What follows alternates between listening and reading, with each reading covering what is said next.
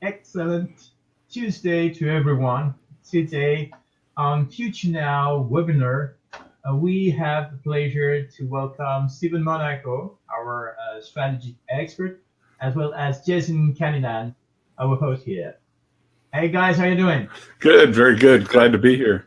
How are you doing, Stephan? I'm doing fine. So that's webinar edition 2, I think. It is.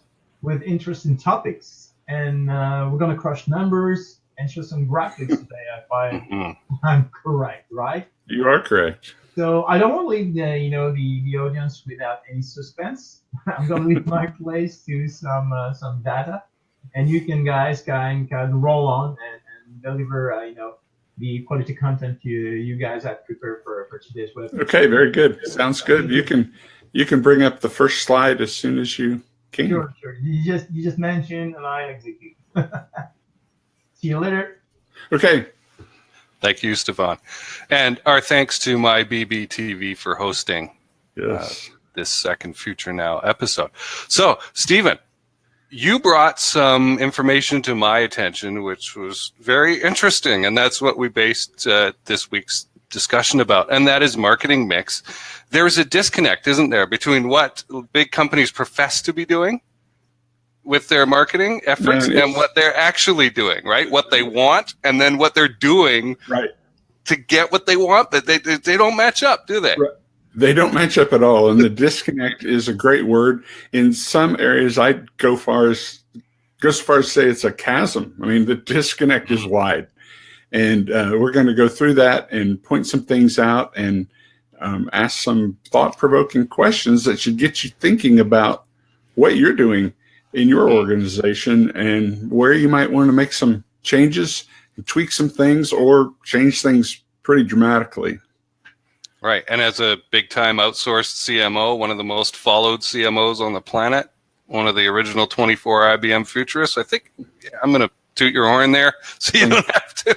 I think people might want to pay attention to what you have to say. Thanks. I'm a humble guy, but I mean, I've got a great track record. I've been blessed. Definitely. Good deal. Well, let's hop into that first slide there then.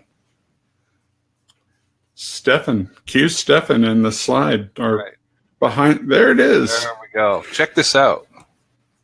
So this is a pretty broad sample of a very recent survey done for 2018 and versus last year, and you can see that the polled group goes across a number of industry niches: professional, business services, technology, advertising, marketing, health and life services, manufacturing, financial and insurance, and the obligatory other. And most of it's B2B, about 74%, 18% of both B2B and B2C, and 8% B2C. So we have a good cross-reference here from a large sample. So we've got some good data. The second slide, please, Stephan. Okay, so this is interesting in the change in the marketing spend from last year to this year. 59% are increasing, 4% are decreasing. Kind of question that. Not kind of, I really question that. 37% staying the same. One thing I want to bring up here is, and get you to think about, is, are you making your budgetary decisions regarding your marketing spend on what you spent last year? Or are you focusing on your objectives and what you're trying to achieve and allocating marketing dollars and human resources to those things? What your objectives are, your business objectives, and how the marketing objectives tie into the overarching business objectives, and allocating dollars that way. The latter is the way to do it. It really doesn't matter what you spent last year. And I see Nathaniel Schooler, another IBM futurist in our audience, saying great increase. Wonder what they're going to do with it. And I wonder, Stephen, does this represent an increase in confidence in the business community, in that they're willing to spend more? Well, it's hard to say overall. I mean, I can't speak for this this large number of marketing executives that were surveyed. But in the areas where there is an increase, I say that there is definitely more confidence in that they need to spend more on marketing because business has changed very much. And the way consumers interact with businesses and brands and companies has changed dramatically as they've gone digital. And if there isn't a spend or an increase in spend or a decent amount of money allocated percentage-wise, the reason typically is pushback from the CEO, the board of directors, the CFO, and understandably they have their roles and they want to see ROI and they want to see it as soon as possible. But marketing really doesn't work that way. It's not a switch that you flip on and like a light and then everything's rolling. I mean, it takes time to implement. It takes time to get traction. It takes time to get people's attention. Yeah, takes time to get people's attention and get a dialogue going with them. That's the goal. Get a dialogue going, and we'll get more into that here in just. And this is what we're going to be looking through with this presentation today. Is not only have they maybe a lot of people, 2/3, let's say, have increased, right, and 1/3 is staying the same. But what are they doing with that spend? What are they doing with it? So let's dig in a little more here. Yeah. So slide number 4, please, Stephan.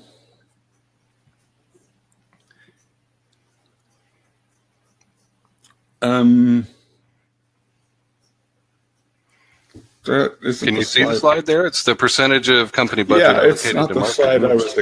It's not the slide I was expecting. I was expecting one. Okay, there it is. Thanks, Stephan. Okay. So let's look at the marketing objectives. Going back to what I just said when we were looking at that pie chart and how you're allocating your marketing spend.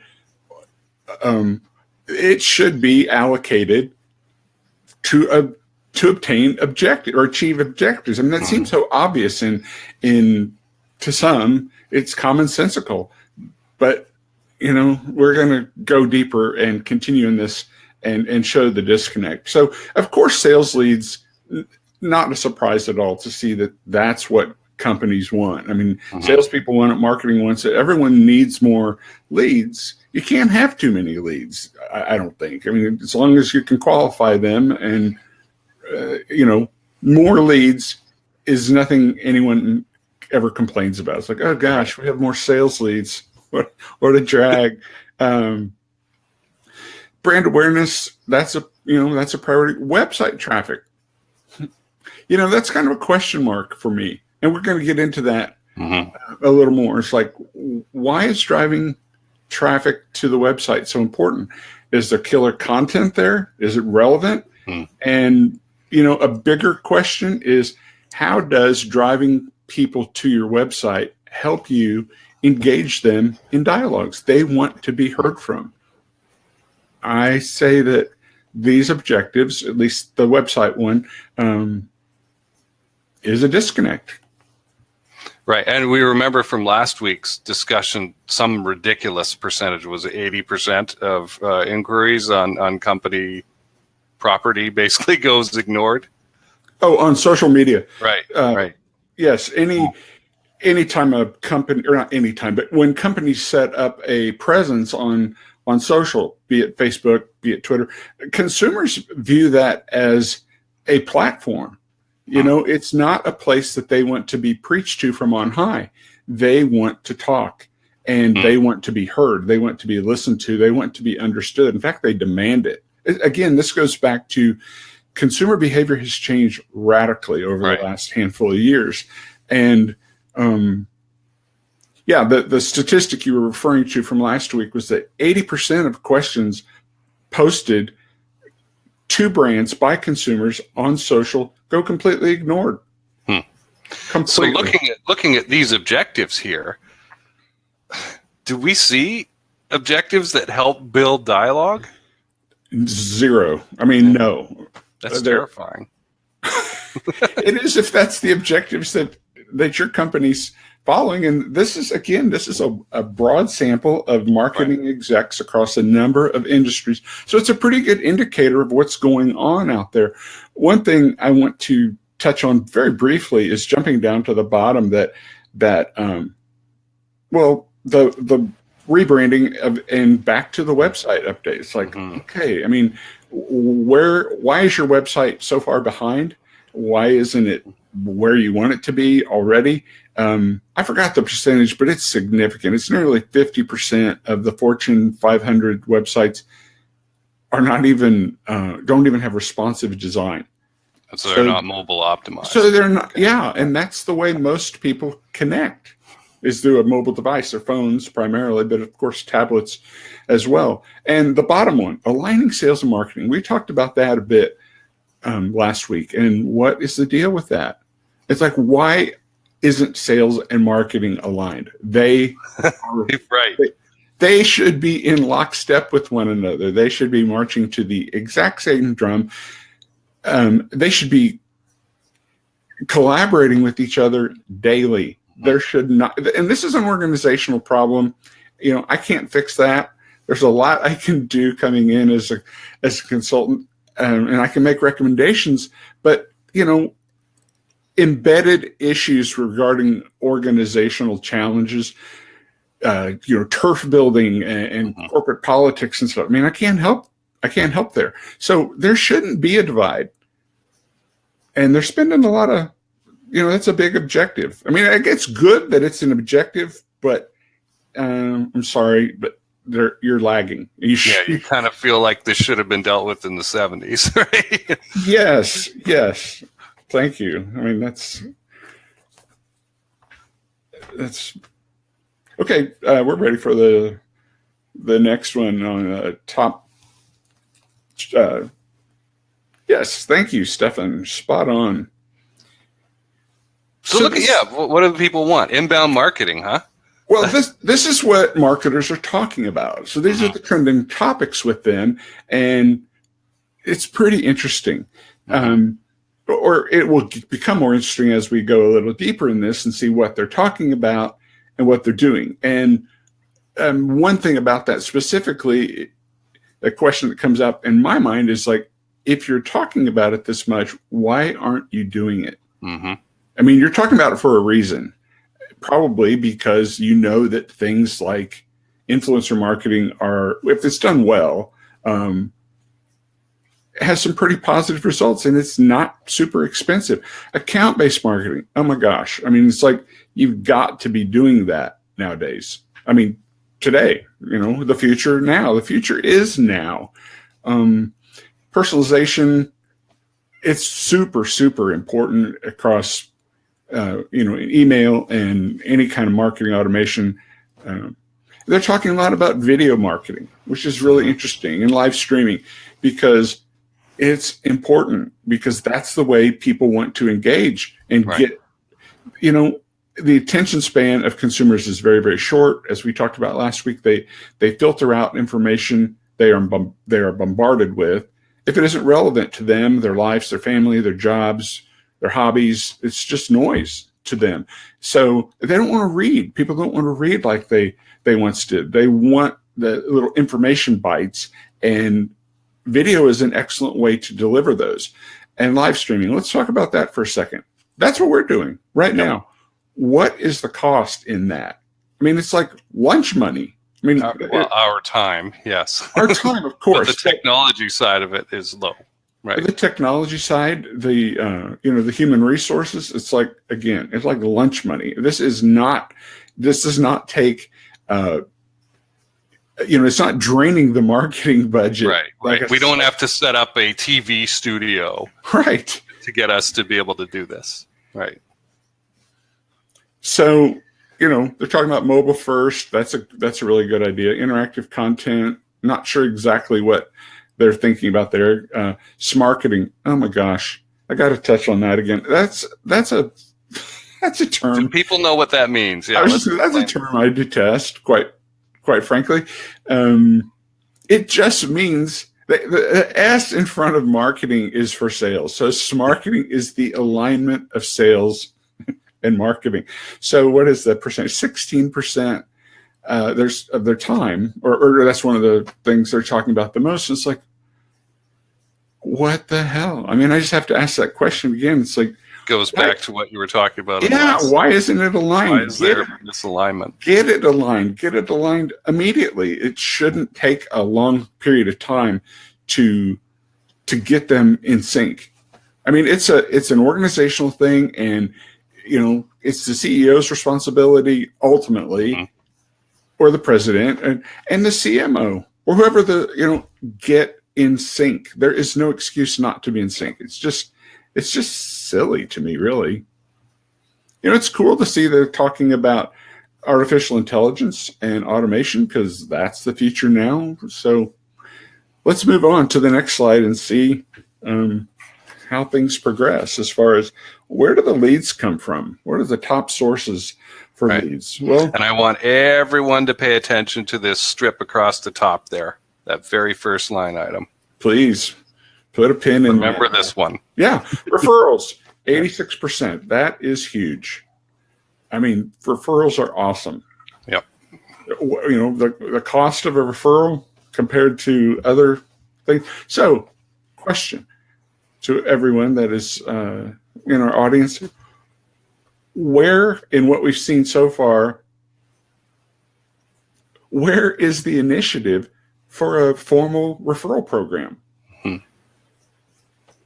Trade shows and events. Okay, I understand. You get a decent number of leads, almost half of them.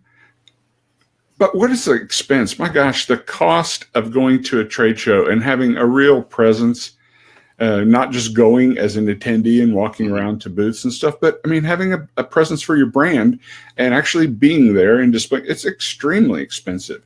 So yeah, it's bringing in leads, but the cost per lead is going to be in the several $100 per lead range. Email marketing. Go ahead, Jason. Oh, I was just thinking, I've worked with a lot of companies that when I got there, they were super comfortable with trade shows. They knew they were expensive, and they felt they had to. And we'll see this represented in the actual activities that companies are doing. But they didn't want to try anything else because they were scared.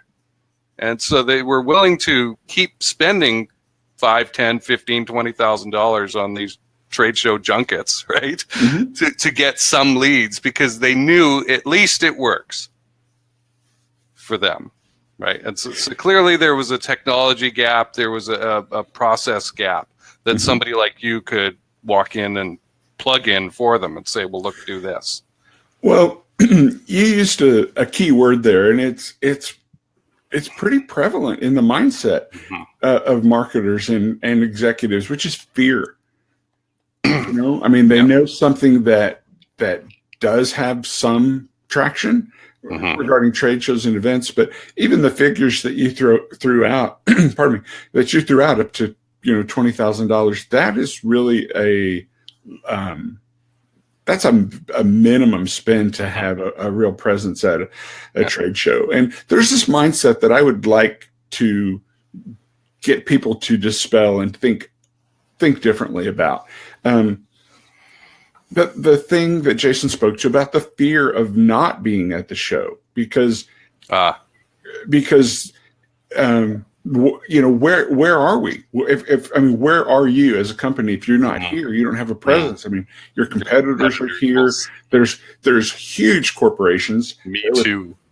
Yeah, with the enormous 200 by 200 foot booths that are 2 stories tall. They send roadies in. Pitchman. Literally, they send roadies in that build these sets and stuff, just like a concert. And the thing is that I've seen over the last 20 plus years is that people that are attendees, it all becomes a blur to them. They have their bag, their little canvas bag or plastic bag that was printed by one of the sponsors, a lower level sponsor. Yeah, and you go from booth to booth and you get the tchotchkes, you get the little pin or the squeeze ball and stuff, take things home to your kids or throw them out when you're packing your suitcase to go home going, I don't need all this stuff.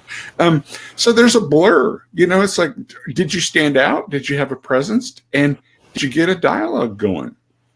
So I'm not saying not to do them, just saying they're not as important as you think, considering the other options. And that's the next one down on the pyramid, which is email marketing. The ROI on email marketing, there's different studies, but at the lowest, the ROI is 38%. So, and the high side is 44. 44. So you put $1 in, you get $44 out. Or on the low side, you put $1 in, you get $38 out. That is a no-brainer. I mean, spend more money on email marketing. Personalize it. Get the email to engage people in dialogues. I mean, you're going to hear that from me thousands of times probably, because companies aren't doing it, and that's what consumers want. SEO, I'm not going to spend a lot of time on that. I think personally that SEO is overrated. I don't think it works as well as the SEO companies say it does. And I'll just say one thing. They talk so much about getting you on the first page of Google in like the top three, top 3 spots. And there's this old joke about, where do you hide a dead body? Right. On the second page of Google. But let's just use like something very, very pedestrian, like a local business, like an electrician or a plumber or something like that. How many of them are there in your metro area? And if they all are using SEO, an SEO agency in their locale, how many of the dozens can be in the top 3 spots? Well, 3. Right. That's it. And then you're just playing a game fighting over that. But where is the engagement? And it may be like some of these tools are fine, but how are you using them? Right. Like if I'm using email marketing to shove my marketing message in the faces of people who I haven't really built any sort of connection with, even if it's chocolate cake, one can only eat so much chocolate cake without wanting any more. Right? And the conveyor belt keeps bringing it along. So you could use email marketing in a completely different way with storytelling and engagement and surveys and that kind of thing. Right? And there are triggers. There are triggers you can use that in marketing automation that sends emails based on consumer behavior so that they get the right message that's relevant to them at the right time. And that's really key. It's a challenge, but it's what consumers expect. The next one I want to touch on is online display. And just ask you all, when's the last time you clicked on an online ad or display to learn more? I would say not very many. In fact, the click-through rates are abysmal. They're an interruption. People don't like them. They ignore them. They're kind of blind to them. It's another part of the filtering process. Like, just I'm looking at this site, but I'm not seeing the thing that you spent money on, spent time on, resources, and are implementing as a tactic. But the ROI, I think the click-through rate last I saw is 1 per 1,000 impressions. That's terrible. Yeah, it's like move on. Spend your. And how do people buy anymore, right? If I'm looking for a camera, I'm not going to pick a camera based on an ad and click through anymore, right? I'm going to be on third-party independent reviewers YouTube channel, and that guy's going to bring it up and say, this is a cool camera. Look what it can do. Here it is in comparison with others that I've used. I either like it or don't like it. And I want to know that guy is independent in his opinions. That he hasn't been paid to offer up this thing, right? Right. And there's disclaimers that they give, and that is a step in the process of how to get interaction and buy today. That's different than just showing an ad and saying, okay, do you want this?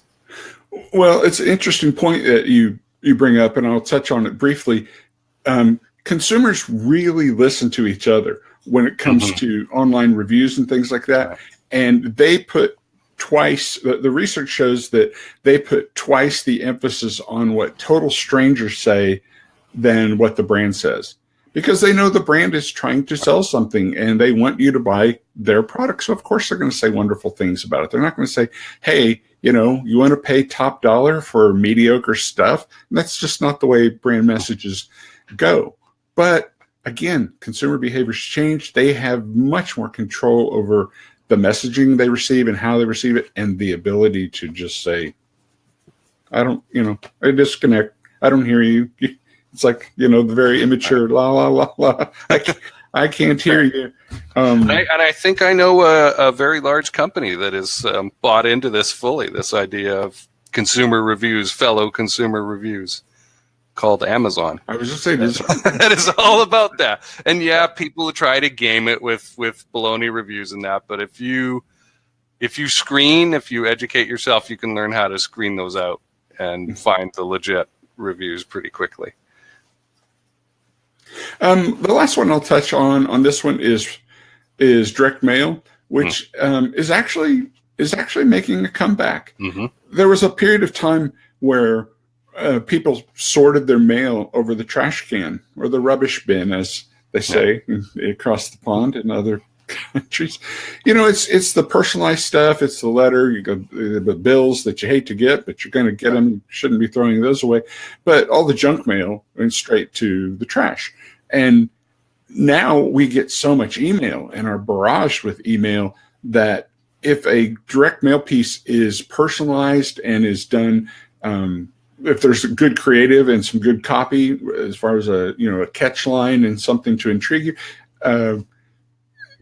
it's not going to be the top thing that brings in leads, but it's something to keep in mind. It is not dead. Right. If it can be made to be relevant. Yeah.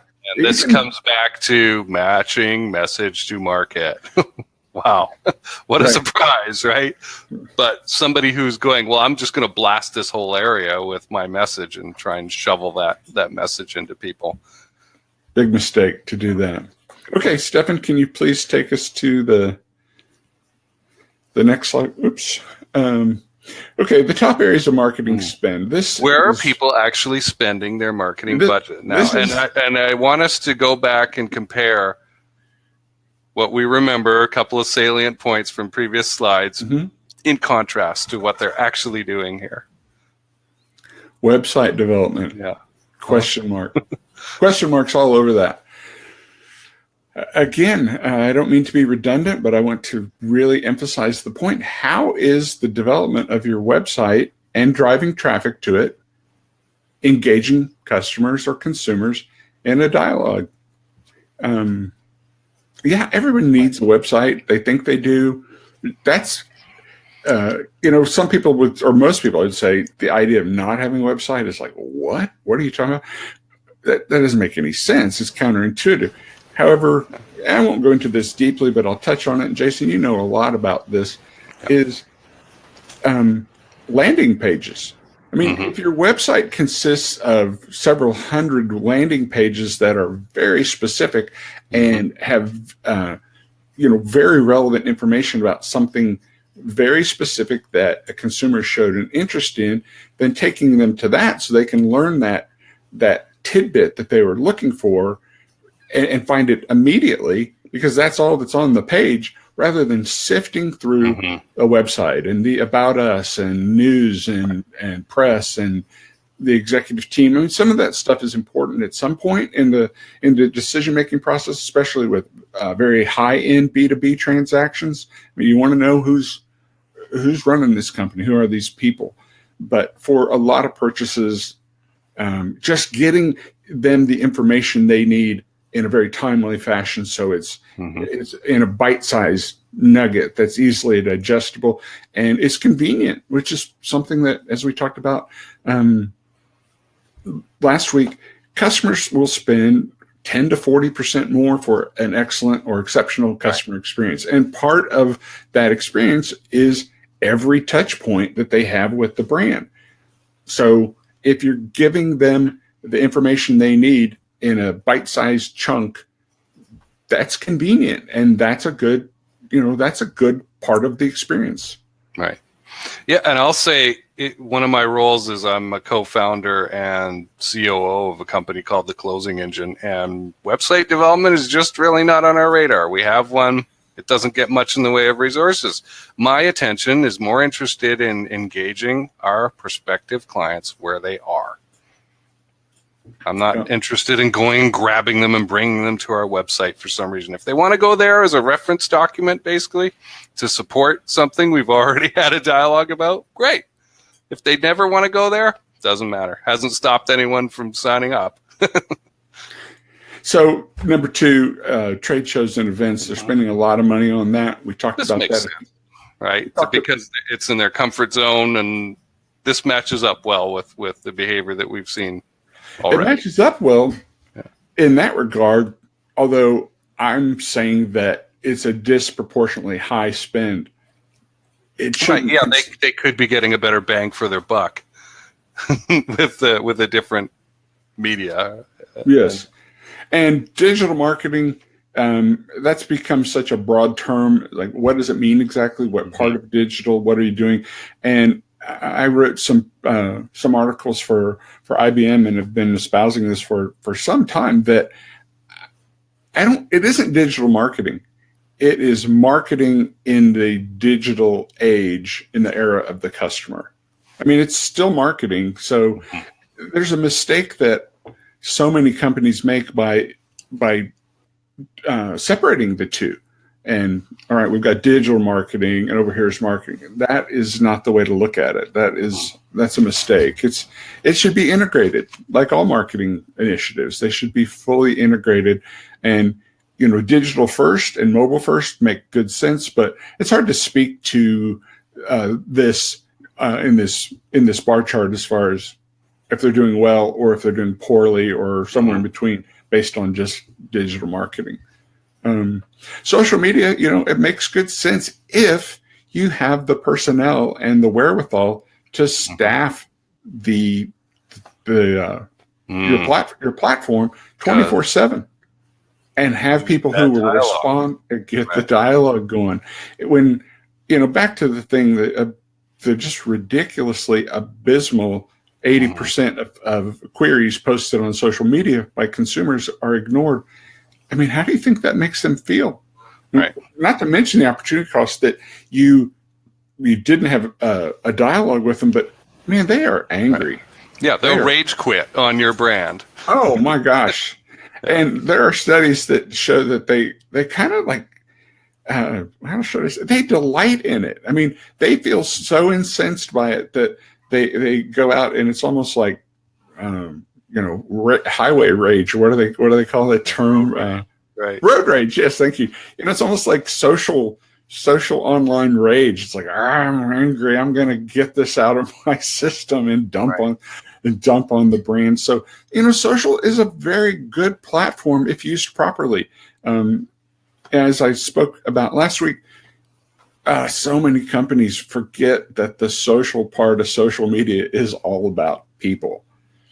And it's a great platform if you man it and staff it, rather. Because if you can answer their question or their query, does it do this? Can it do that? Are you open at this time? What is your return policy? Do you have any sales? I mean, there's a myriad of questions. Answer them. Some companies will take it offline. It depends. I mean, there's a couple good practices when it comes to the tactics of social. It's like you can educate a lot of other people by answering the questions, right? Even if they're angry, even if it's a complaint. If you address it, that shows transparency. That shows a willingness to help, and consumers really appreciate that. And on the flip side of that coin, when there's positive things going on in the dialogue or the questions being asked and the responses are informative and giving people the information that was an aha moment for them, and that's a good thing. Right. And I see people on my social media who are business owners and executives and that, who deliberately, I see probably every other day, I'll see an executive who's gone out of their way to say something positive about a good interaction with a brand. where they will say, because everybody's ready to jump on the bad experiences, right? Oh my gosh. And spread the word. But there are also people who are very happy to tell others about the good experience that they had. And they're deliberate about it when they have one they share. That unsolicited word of mouth is the very best marketing that there is. I mean, that's unsolicited testimony. And when someone does that, they're putting their reputation at stake to some point by saying, I stand behind this. This is good. And, I think you'll really like this. And, it doesn't happen nearly as often as the people that want to flame a brand for doing poorly. But yeah, those are moments that are golden when you get. I'm saying you can pick them up. You can get them though if you interact positively with your target market there. I mean, it's fundamental in my mind to be doing these things. They're best practices, and maybe it's just that I've been doing them so long. It's fundamental to me, but hopefully from interactions like this, there's aha moments for the audience where they realize, okay, I mean, so our social's not working as well as we'd like. We're spending a fair amount on it. What are we missing? Where's the gaps? As we talked about earlier, where's the disconnect? And that's where it is. If you don't have people to answer the questions all the time, and I literally mean around the clock, then that's your problem. And then getting that dialogue going. So we were looking at lead sources earlier being a big interest area for CMOs, market executives. Where is the spend on the referral program development? Where is it? You see it listed here? No. It's not even on there. I mean, that is a huge disconnect. That's another chasm. So, learn from this. This is all, these are free webinars designed to help you learn and understand and grow your businesses and do well. Referrals are huge. Mm-hmm. So develop some sort of formal referral program and get that initiative going. And, back to the fear thing, don't worry about making a mistake. You might not get it right coming out of the chute, but do it, try it, learn, adapt, adjust. Change. It's a constant improvement process. Yep. And that's how all humans learn. We make mistakes, Right. Yeah. You just didn't go from crawling to walking or riding a bike. Right. In one fell swoop. It's how human beings learn. I'm doing this now. It's how humans learn. You make mistakes, you take corrective action, learn from the mistake, keep moving on and growing. There's a real fear for most companies to do that, to be human in that they make a mistake because they're afraid that it'll tarnish the brand or whatever the underlying fear is. A lot of it's, fear of the unknown and just the reluctance. There's so much reticence to change by so many people who have their heels dug in and like, no, I don't want to do anything different. Well, you should in this case. Do something different. Get something going to nurture referrals.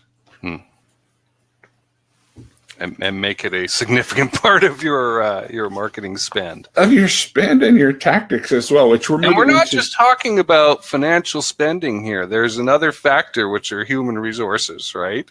What are your people doing? Of course. Yes, there's a financial cost for them as well, but attention. Of course. And Stephen, I wanted to find out, do you build referral or brand ambassador programs? Is that something that you personally do? I have not done that. I am part of 2 of those programs. Oracle utilizes me as a brand ambassador, and they've done a big report, white paper type thing with several thought leaders. And of course, with IBM, the Futures Group is, we're part of their influencer marketing, to be completely transparent about that. So, no, I've not, is the short answer. I know how to very well because sure. Yes, because I'm involved as an insider, and Mm-hmm. I see where it works and where it doesn't. And even with a huge mega brand like IBM, it's been a learning process for them. They've made mistakes; they readily admit it, and they just keep tweaking and keep moving forward and keep improving it. Okay. So let's compare in the next slide the spend compared to time spent and the actual tactics being implemented. Please, Stephan. Thank you very kindly, sir. Okay, so these are the actual, the most implemented tactics. So it's good to see that email marketing is way up there because of the ROI we spoke to a bit ago. It's very high. It is done well. It is a money-making machine. Put $1 in, crank the handle, and, roughly $40+ come out or thereabout. Social media, time spent implementing that tactic, not to be redundant. It's a good idea if you do it well. Do it well. Follow best practices. I wrote my book, Insightful Knowledge on Social Media Strategy and Marketing in 2012. I started it in the December of 11, but worked on it off and on over 2012, and turned the manuscript into the publisher in November of 12. So it was published in February of 13. But if you don't know the strategies for social, that's a place to start. I'm not doing a blatant plug for my book. I make so little money, from Amazon. My cut is a couple bucks, but there's a lot of info in there. I didn't hold anything back in that I shared everything I had in my mind at that point. I've learned more since, but if you follow that, you're going to be rocking and rolling regarding your social. And one thing I want to point out about that is, my gosh, please ignore vanity metrics. And by vanity metrics, I mean, like, how many follows do you have? Or how many likes did you get? That is not as important. It's not important at all, really. You need to get followers, but you need to engage them. Just talk to them. Respond to them if they like a tweet or retweet. Thank them for retweeting and mention their name. It's very simple. Mention their name. Thanks for this mention, Jason. I hope you're doing well. That's a start. You don't want to be like all sappy and gush all over them just because they retweeted you. But it's just like the polite way to start. And if they want to talk more, it's awesome. So no surprise moving down to see the amount of time spent or implementing the tactics for the trade shows and events, as we talked about, kind of beating that horse. SEO, I'm going to jump over. Pete is mad at you. I'm sorry? Now Pete is mad at you. Let's not talk about beating horses. I didn't catch the reference. Who's Pete? Oh, PETA. Oh, PETA. Of course. I thought you were talking about a person, Pete. It's like, no. SEO, I'm jumping over just because I'm not an SEO expert. I think that too much emphasis is put on it. It's not a bad thing at all, especially if you get leads and can get a dialogue going. But it's a lot of fighting for a few spots. Exactly. Available. Exactly. And we already spoke to that. Blogging, it's good and bad. It's good if you're doing it well. If you're just pitching, contrived brand messages, that's yeah. And there's another side of it too, where you're just giving away information, and a lot of it has to do with the relevance to the audience, how they view you, whether they come back or not, whether they subscribe or not. Sure. And blogging is certainly a component of content marketing, and content marketing is important, and content marketing needs a strategy of its own. And I won't go into that here. That could be the topic for another episode, because there's a lot involved in that and doing it well. online display again. It's like, really? I mean, you're going to spend that much time on something that's going to get possibly 1 click per 1,000 impressions. I'd say move on, or dial that back in your spend, and then the time spent on the tactic. Seminars and webinars, they can be good if you do them well. If they're informative and they stay on topic to what you promised that you were going to deliver when someone signed up for said event, then right. It's good. And I think a lot of this ties into having with account-based marketing, right? If these are elements in that process, I think people are tired of the hero's journey webinar where there's a 40-minute hero's journey and then a 20-minute pitch at the end, and they've seen that over and over again. So if you could be a bit unusual here. Yes, and to those, you're spot on. And to those who don't know what the hero's journey is, it's like, I was born at an early age and, lived under a rock for years. And then, I did this and this and that, and I struggled. And then I did this and was enlightened. And now I know all this stuff. And now I'm following this path, and I want to take you along with it. I kind of butchered that to the people that created the hero's journey, but I think people get they get the gist of it, that it's not, you weren't born knowing all these things, so you struggled, and it's meant to relate to the audience, and that, you're struggling with this, or you don't know it either, but you could do it. You could, you could aspire to do these things. Just follow. You just need the wise mentor. Right. Just follow these your Yoda. Follow these steps. Exactly, the Yoda. But that process, or that one lens of viewing webinars has been overused. I mean, it's been just done to death for years now. They've just milked it, and that will tune people out, won't it? They won't be interested. Absolutely. One thing, I'm going to skip down to video marketing. I mean, white papers and ebooks, that's part of content marketing.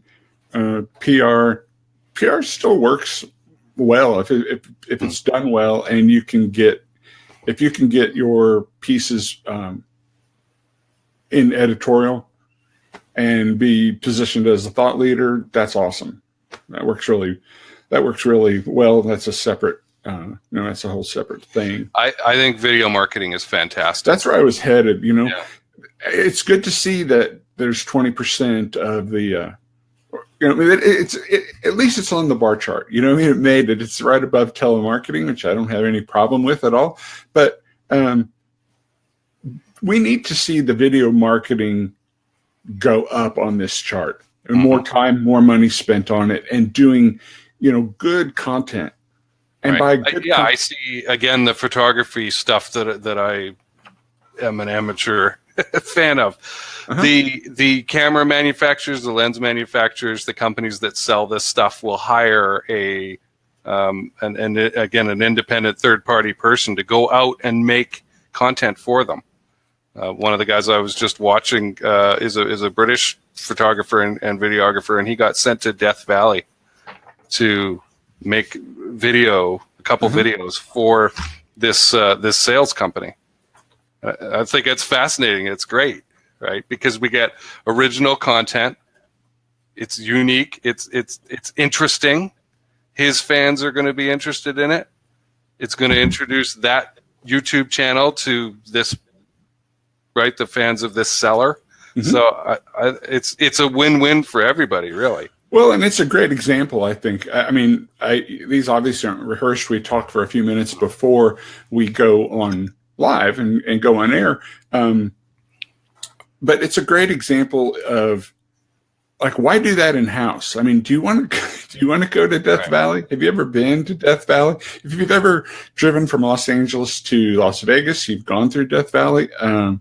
It is pretty hostile territory. So, it makes sense to outsource a lot of things. So one thing I want to speak to quickly on video marketing, as it is a component of of content marketing is there's a general rule of thumb, and of course there's variances to this, but when it comes to B2C, the goal typically is to entertain. Mm-hmm. Give them a little something that is fun. It makes them smile. It's okay to use humor. Humor's fun. We're supposed to be. I mean, I like humor. Who doesn't like to laugh? Old Spice, my gosh, they've done an amazing job. I remember those commercials on YouTube. I mean, besides stuff that was on broadcast television, cable television, the YouTube channel. I mean, those things went viral. They were so funny, and they were so geared to.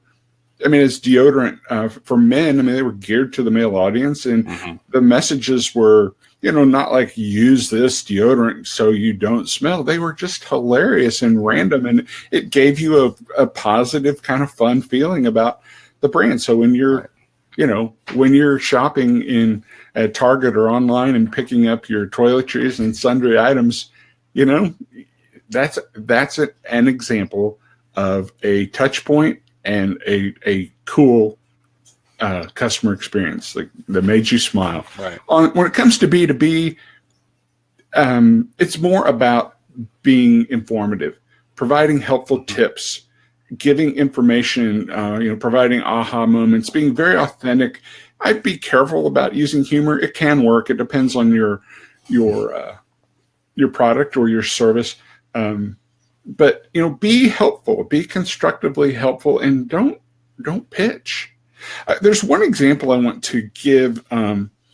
Some people in the B2B space have this mindset, and it's pretty prevalent, that there's nothing for them to put out there in the way of content that anyone would be interested in. So I was participating in the CMO Council run by Forrester Research and Altimeter Research. This was at South by Southwest in 2013 or 14. I forgot which year. Doesn't matter, but that was what they were speaking to. I mean, that was something they were addressing, because the panel was fielding questions from people in the room, and they were high level people, and it was an invite only thing. So CMOs at good sized companies and brands. And they had a fantastic example.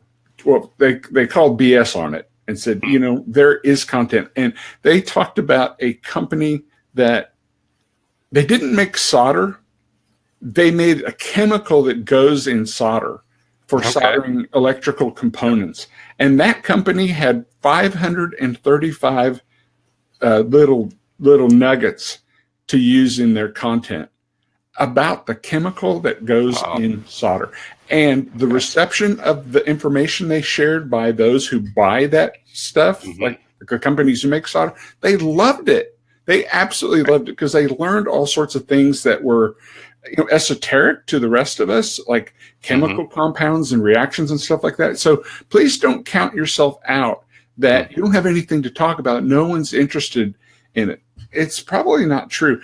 In that session, which was fascinating, they didn't say who or what, but they said there were only 6% of companies across the universe that really didn't have anything for content marketing. And I don't know what that was, who fell into that 6%. But 6% is a tiny amount. So again, remember, if you present it well and it's informative, you've got an audience. There's people buying the chemicals for your solder.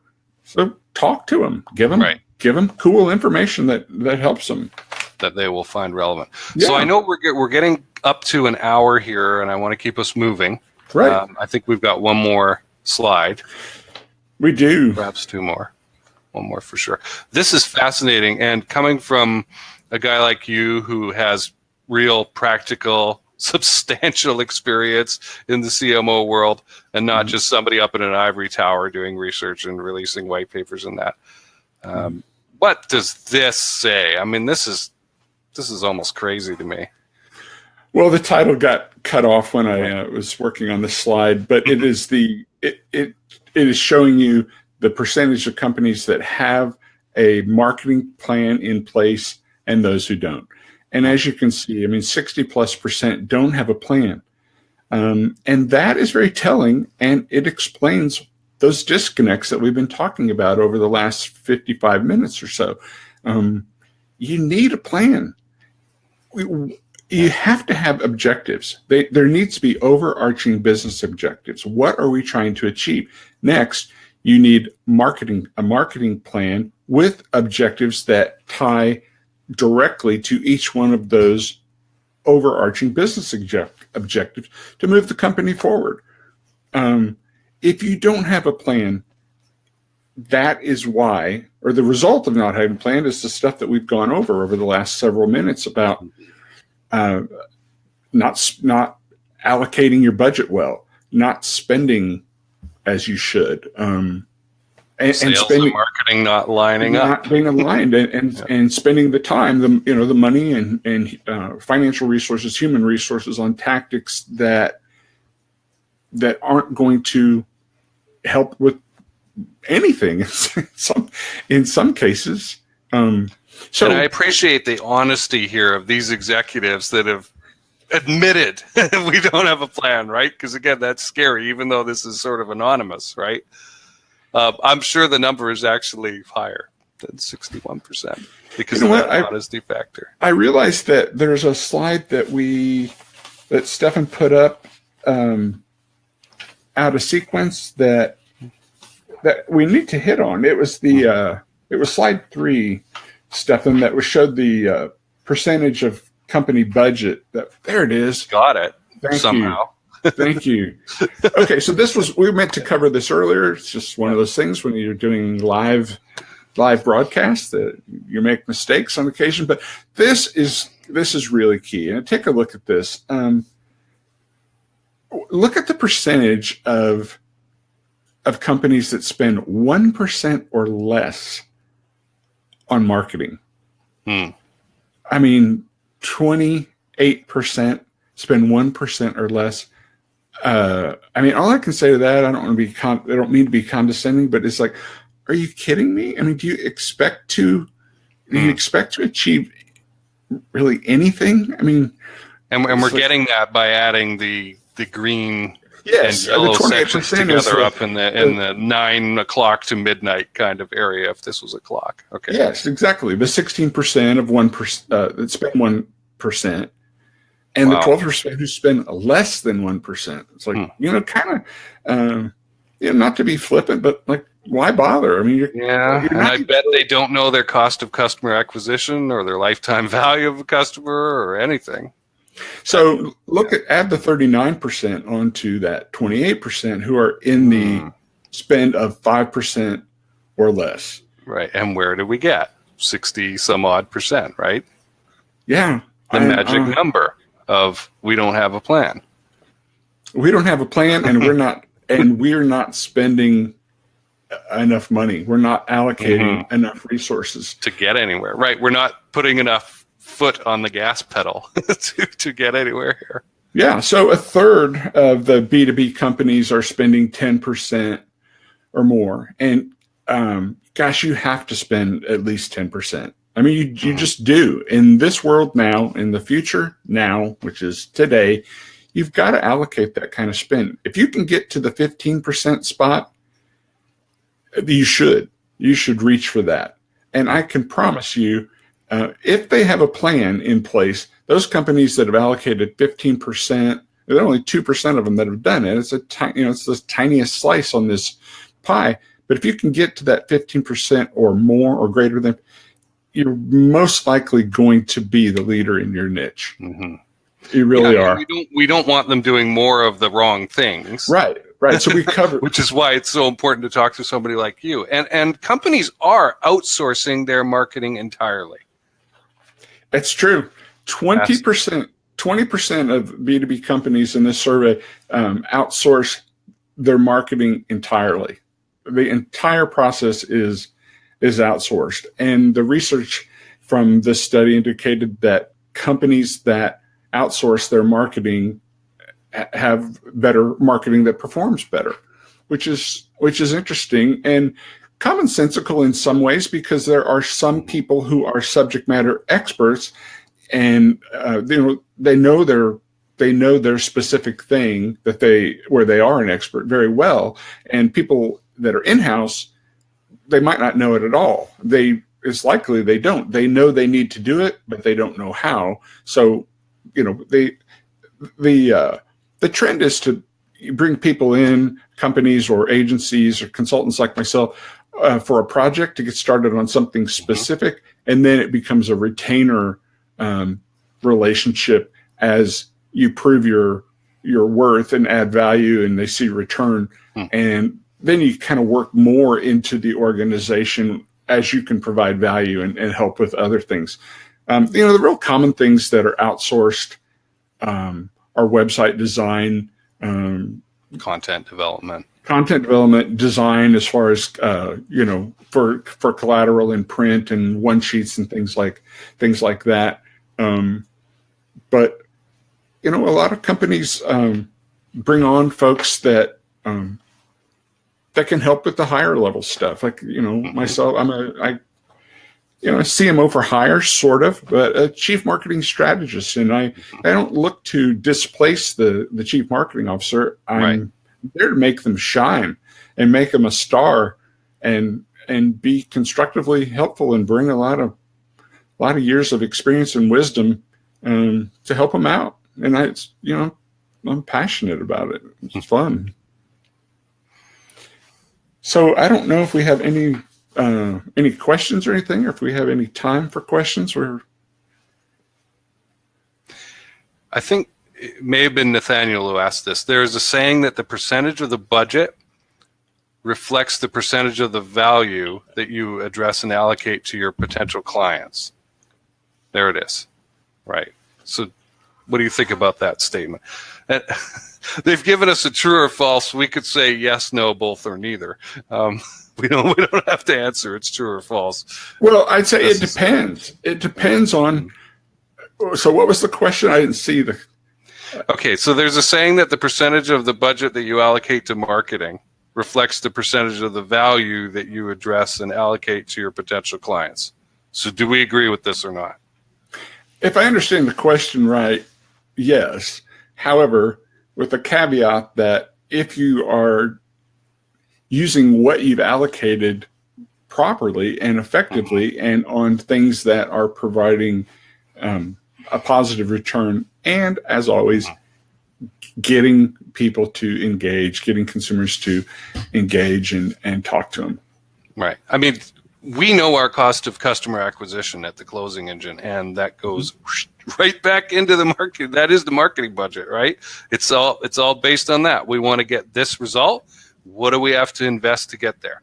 And some of that's our personal time as co-founders, or getting our employees to make content, or hiring somebody to do something for us, like sending that photographer to Death Valley, as an example. Right? Better him than you, and he's probably really good at the photography that he did in that. He did a great job. I enjoyed his video a lot. Barren ground. Right. Oh, and he got the mud flats in the close-up portion, and then mountains off in the distance, and got the right time of day with the right lighting and all that stuff that we would struggle with as amateurs, right? That he's a professional for. Sure. Stephan, do we have a guest to come in and ask any questions? I guess while we're answering that, that's a very general question. What should chief marketing officers implement in terms of marketing tactics? Well, we've looked at so many today. Clearly, a referral system, account-based marketing would really help. Some kind of video content strategy, right? These are areas in which I am working in, and I would encourage. And you're the expert, so I'm going to shut up and let you answer that one. Well, you've done an excellent job answering that.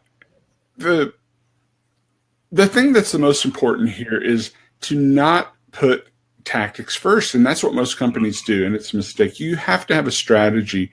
When I spoke at the Digital Summit in Dallas in December of 12,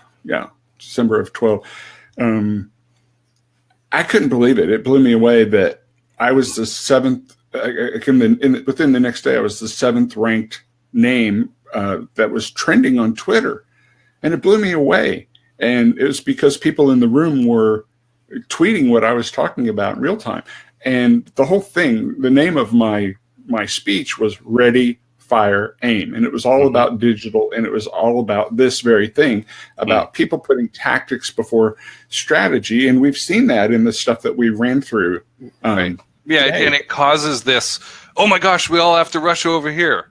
And then next year, oh my gosh, we all have to rush over there, because there is no strategy, and it becomes very reactive. And you don't want to be reactive. You want to be driving. You've got to have a plan. I had a question in the lobby. People were asking, there is a technique called storyboarding in marketing. Okay, this is usually used for movies. Sure. Actually, that's a technique that helps to structure a presentation. Right.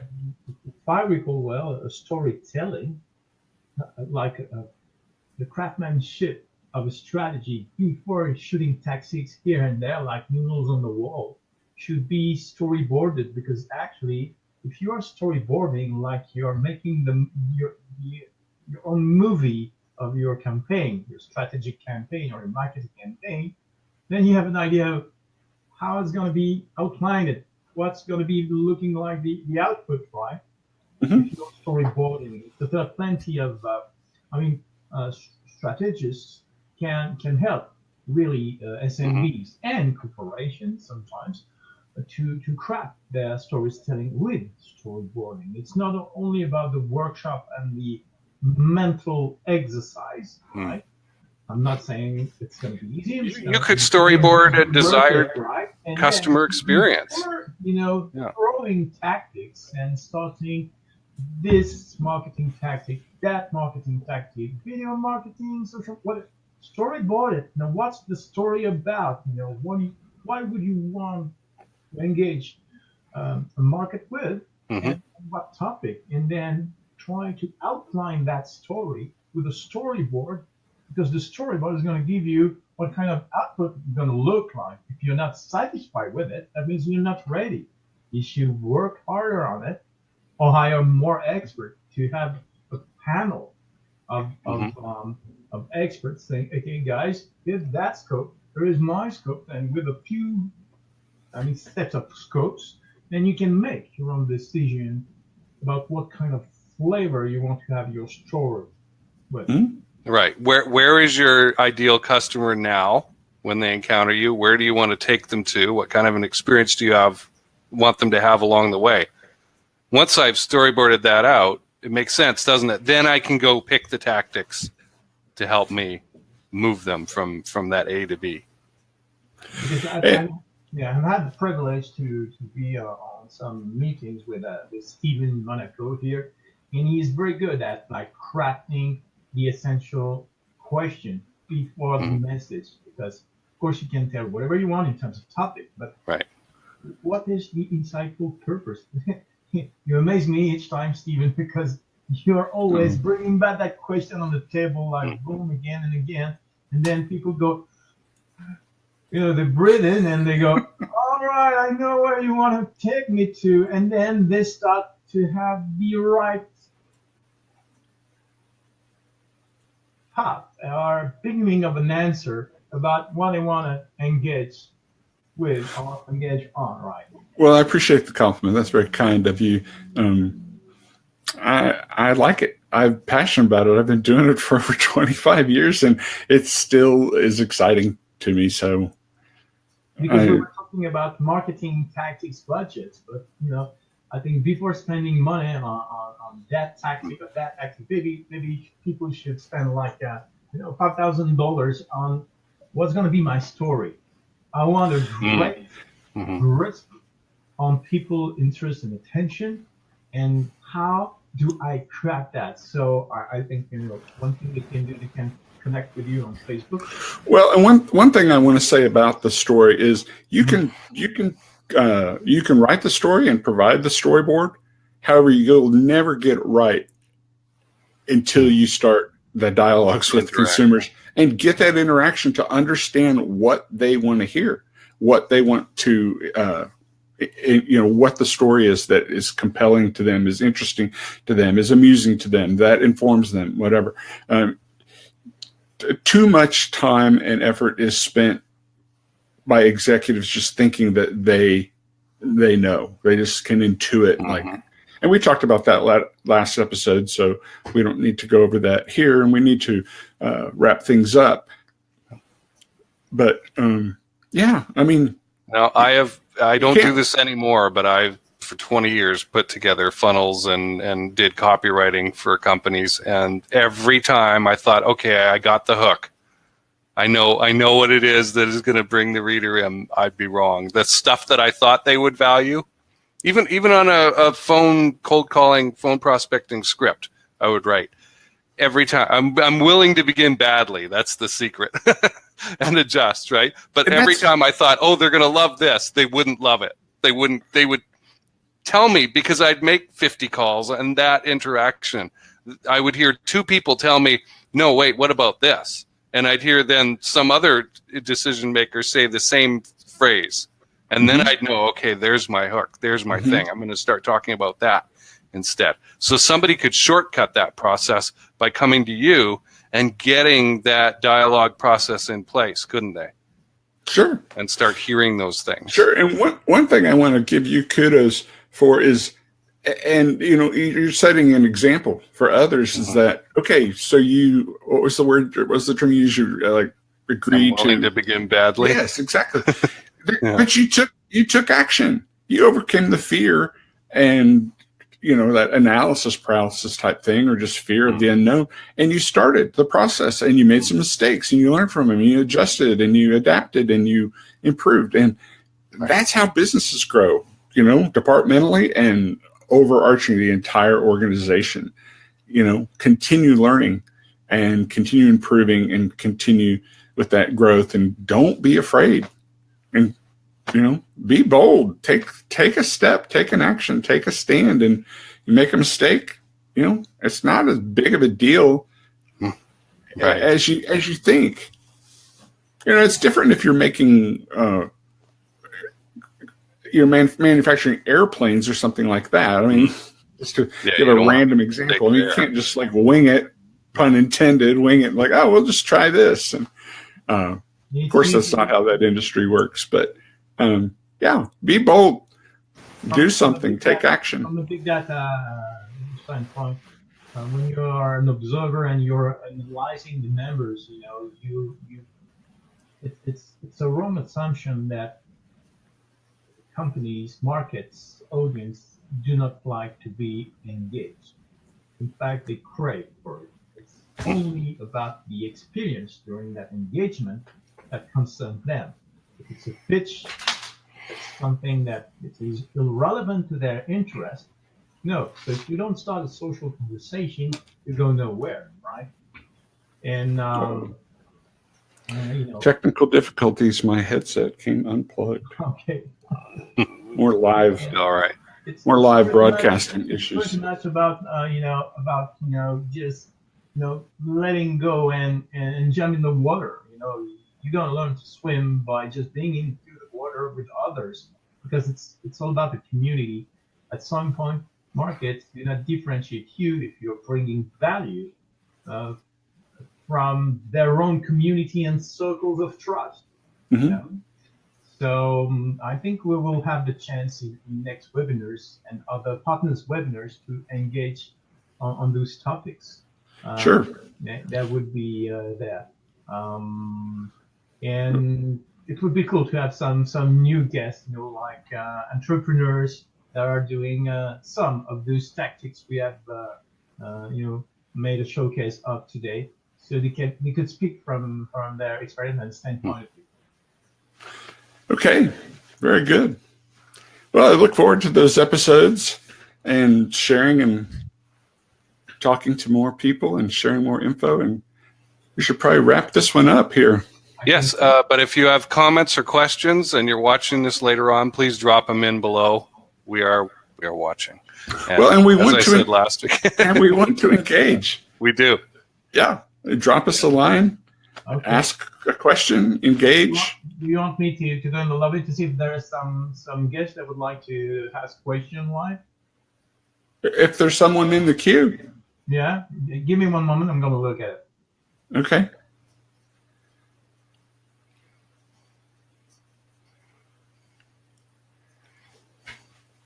This is where the Jeopardy music should be playing or something. Our guest this week is the logo. Hi, logo. May I ask how you were conceived?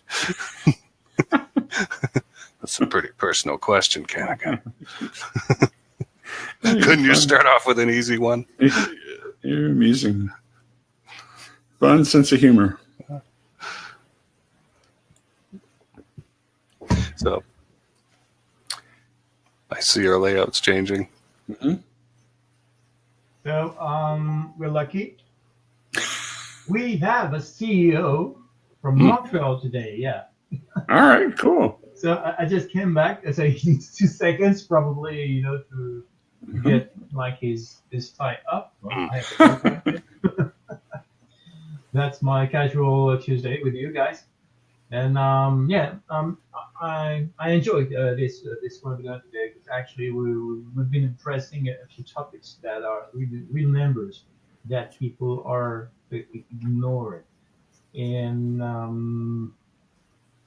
of course, any CMOs, decision makers, CEOs can have their own feeling, about, will I spend some money or do not spend some money? And they need to take a decision between the VP of sales and CEOs, and there's all those questions that are, up in the cloud, literally. But I would recommend to everyone, like, do not fear to ask, and it doesn't cost much. Like, the first investment is your time and your curiosity. If you're asking questions, to engage with the experts, you can really level up your game till you get the appropriate, let's say, scenario or storyboard, because after that would make a sense in a global strategy.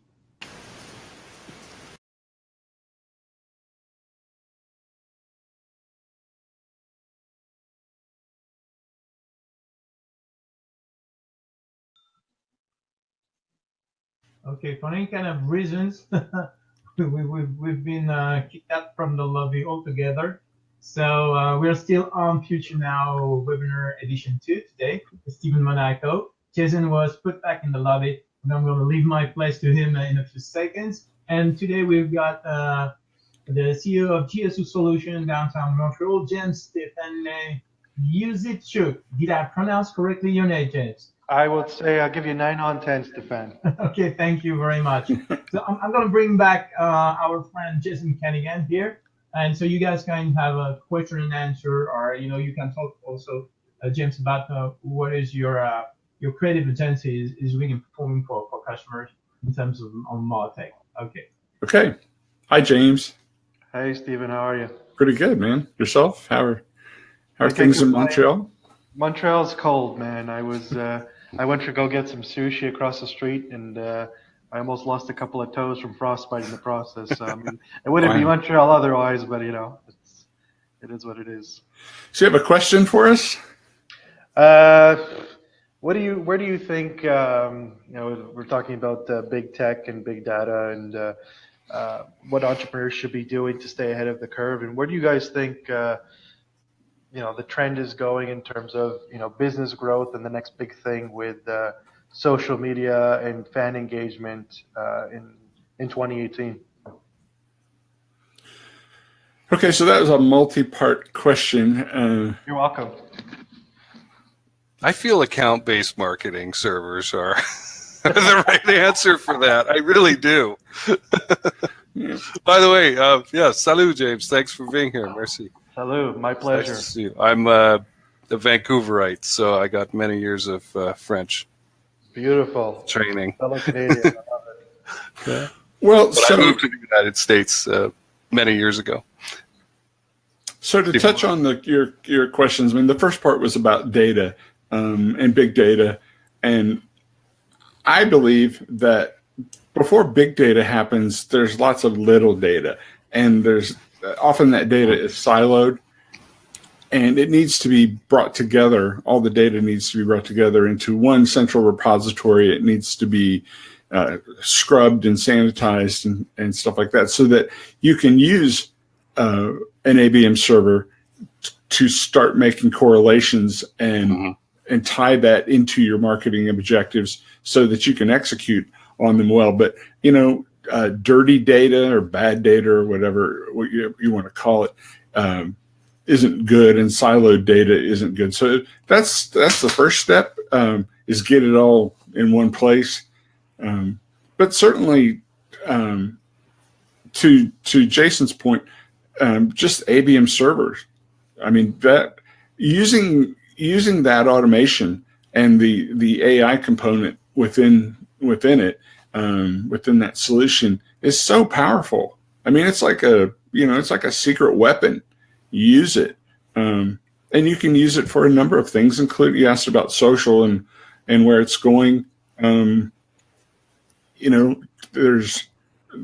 chatbots that are used. Some I've seen used very well. Some I've seen used very poorly, which alienates the consumer. If they ask a question and something very specific, and the bot says, "Do you want a salesperson to call you?" It's like, no, I want you to answer my question. So where it's going, in some ways, I don't know. I mean, we'll see how well organizations implement strategy first and then tactics, and allocate the money and the human resources accordingly, and follow those steps. They're best practices. Stephen, I see Stephan asking, is there an ideal mix between organic and paid reach?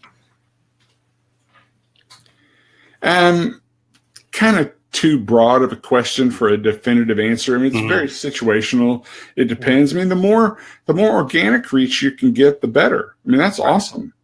That is kind of I would say, sort of the no-brainer answer. I don't want to dodge the question at all, but the more organic you get, the better. If you don't have to spend the money on paid reach and can get people organically and yeah. I can see it. I can see a thing where you're investing a lot of money in creating content to get that organic reach. I think it's a really nice, interesting parallel. I was talking with a couple of colleagues with regards to organic reach, and we said that by the end of 2018, community managers, their real big bargaining chip on their value will be case studies on organic reach and engagement. And because we're going, it's becoming a rarity. I mean, my thing and my specialty is in paid reach on Facebook and doing Facebook ads. When you can do a mixed strategy of both, it's always great. But I think ABM servers could really facilitate engagement between potential customers and creating touch points and a familiarity with the brand, and then giving them content that they'd like to see that will create an organic strategy. So it's really, now you get into the fundamentals of AI plus psychology, mind mapping, plus the organic reach and Facebook's algorithm, which changes every 6 weeks, changes more than anything really. And so I think everybody wants to have a mix of both, but you're only really going to get the really big players who have strong community managers, strong content strategies to be able to create that mix. Otherwise, it's just going straight towards Facebook and Facebook ads. And that goes back to having a plan, doesn't it? Absolutely. Which leads us right back to Stephen. I was just going to say that. I mean, there's no reason to repeat it, really, but you've got to have a strategy. And one thing that's so cool about the ABM server is that its capabilities are vast. And it starts with, what do you want to do? What are you trying to achieve? Where do you want to go? And then utilizing that automation and all those resources in that server to execute on what it is you're trying to do, because it's cool. I mean, the power is immense.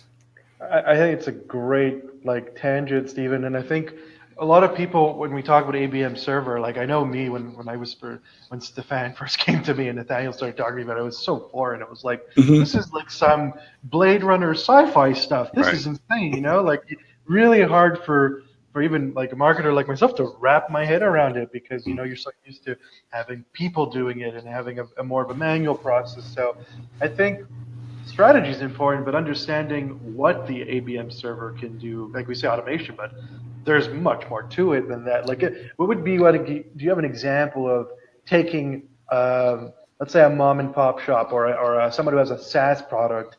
What kind of strategy would you suggest to attract more clients and, you know, combine the vast silly putty that is the ABM server with the strategy you would suggest? The vast silly putty, I like that. I need a bit more info. Like let's say it's the mom and pop organization. No, forget about the mom and pop. So let's say it's a SaaS product that's aimed towards financial planners, and let's say it helps facilitate. Makes things paperless. So they do a lot of manual. Okay, my client has to sign this 15 documents. I have to go meet them in person. Let's say you've developed a product that can literally create that virtual environment where they just need one signed signature, and then it can be, you know, there's a compliance that it's obviously approved, all that stuff. But say that it accommodates that network and that group, and they're trying to attract other financial planners to buy this program or subscribe. How would you use the ABM server plus that and give a strategy? I would look to like LinkedIn, probably go there first and identify, have the server set up so that you can help identify people in the financial planning space. And so you've got good targets to start with rather than just a shotgun approach, and then start crafting that message and get the dialogue going with them to let them know that you have such a solution. And like you said, I've been dealing with AI for 3 or so years now through IBM and Watson and stuff, real big stuff. So I have my head around it, but it's pretty ethereal to a lot of people. It's hard to grasp, and it goes back to knowing what do you want to do? What are you trying to achieve? And if you're trying to achieve finding financial planners that you can sell your SaaS solution to, then that's where I would start. The strategy would be, I don't want to be redundant, but go to LinkedIn, and get engagement going so that the server can identify those people and start looking at their behavior and to see how qualified they are, and then start the engagement process. So here's a question, because I have an idea of a potential. Well, I think we might have to wrap up because we've been on for 90 minutes. I definitely want to have you back on though. So please be around, James. I really appreciate you being here. My pleasure. I know that Thursdays, Stephan runs a webinar, a seminar for the ABM SaaS. And so anybody who's interested in that can join this group. On Thursday, that's right. There'll be a link to.